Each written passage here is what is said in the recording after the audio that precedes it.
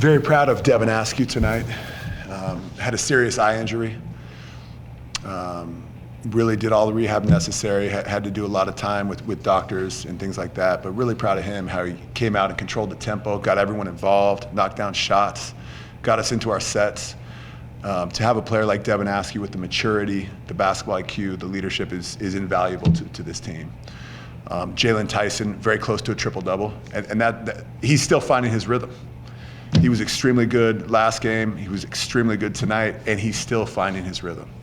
And he was impressive out there. And so when the ball moves like that, it's contagious, and everyone starts sharing it. And so that helped us get some open looks. Obviously, Jalen Cone, he has the green light every single time he's open from three. And you got caught a glimpse of some of the things that he can do tonight. But really, I could go down the list. Ndie Okafor is someone that can change a game with his energy. He did that on the defensive end. He did it on the offensive end. He was flying all over the court. Doss picked up a few early fouls that I contested at least one of them. But Doss had to come to the bench. Ndie went right in there and did a really, really nice job. And so I was proud of our team. More work to do, and we'll move forward from here. When you talk about the fouls, they shot 33 free throws. That's obviously not what you want. Yeah, no question. We addressed it at halftime, and you'll have to look at the numbers, but I hope that the foul count went down in the second half. Did it? It did. Okay, good. Haven't had a chance to make the comparison on the halftime box yet, but that was an emphasis point. But give credit to Bakersfield. They're extremely well coached. They attack the basket, and they have strong physical players. Do you think you defended the three better today?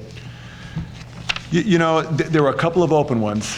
One of them that was made was a desperation heave at the end of the shot clock. And they got one or two open looks, but we're making improvements. It's been an emphasis point. We made a lot of improvements. We have more work to do in terms of that aspect of the defense. Coach, this is the first time Kyle has started 2-1 since 2021 season. What does that say about this team? Well, I mean, it just says that we're on the first step of a journey, and we have an incredible amount of work to do. This is, I'm extremely happy for the guys, but this is not a celebration night. We played a very good team in Bakersfield. We got to win, but we have so much work to do, and we're excited about that process. Coach, first two games you were averaging about 11 turnovers per game. Tonight it was brought down to 8. That makes me appreciate. So that seems to be working on a little bit of practice. Yeah, I mean, we really work on the 2-foot jump stop consistently. We work on ball control, and it was really great to see a single-digit turnover stat, from us. And the assisted turnover ratio tonight, 18-8, that's over 2. And so that's really good, and that is also a step in the right direction because we hadn't moved the ball like this in prior games. You're putting a lot of new pieces together this year, plus a new staff. Are things starting to click a little bit? Is this what you're seeing in practice?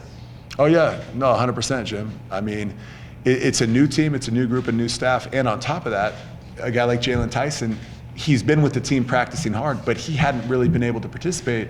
He was not able to participate in any of our scrimmages against other D1 teams. He wasn't allowed to. And so really the last 2 games were the first times that he was able to have that opportunity with his teammates under the lights at 7 p.m. An update on Kennedy and Curtis? Yeah, Keontae will be back shortly. He's in the process of returning shortly, and he's working very hard with our trainer and our medical staff. Where will Keontae fit when he returns? Oh, he'll fit seamlessly. Yeah, Keontae will fit seamlessly. He's a phenomenal shooter. He's a great defender, and he'll be a very strong and key member of this team. And Curtis? Devin Curtis? Yeah. His status. The plan for Devin Curtis this year is to redshirt. And he's going through a flu bug right now, and he will, he's a huge part of our team. Even though he's redshirting, we've formulated and scripted a plan for him, and we've worked together to create that plan, and he's already implementing, multiple and many aspects of that plan for growth. Is that sort of the plan all along? Yeah, honestly, it was a conversation that it was not the plan all along. It was a conversation that has arisen over the last several months. It's been a fluid conversation with Devin and his family.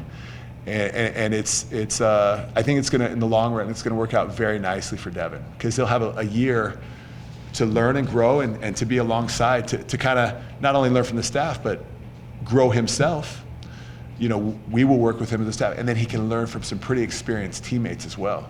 So I think this is going to be a very, very nice year for Devin Curtis. Does he need to get bigger and stronger?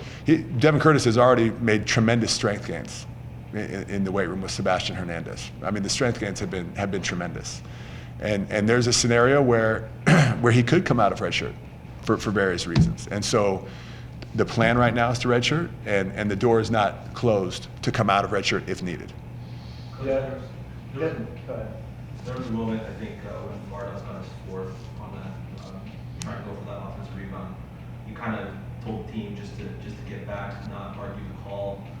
As a coach, how do you balance, just dialoguing with some of the refs and then also keeping your team from, maybe overstepping some lines with calls that they're not fond of? It's a hard balance. We don't get it right all the time, but there had already been one technical foul called in the game, and the referees had communicated to me that they wanted to see the bench decorum be a little bit less demonstrative, and so it was important to me that we not pick up another technical foul in that situation. Devin asked you had a couple of uneven games in the first couple this year, and tonight it was pretty balanced out there. Is this more of what you need to see from him to lead this team? Devin is a born leader. Devin Askew is a born leader, and his leadership has been a huge benefit and bonus for this team and for us as a coaching staff. And Devin's going to have the ball in his hands a lot this year, and you got to realize that we've had a lot of pieces coming and going. Keontae Kennedy was slated to, be a big-time contributor to this team, and now he's out. Well, Jalen Tyson was out for a while with an uncertain waiver situation, and so Devin, with the ball in his hands, different pieces are coming and going, and he's navigated it extremely well. Coach, thanks for your time. Yeah, thank you so much, guys, for coming out. Really appreciate it.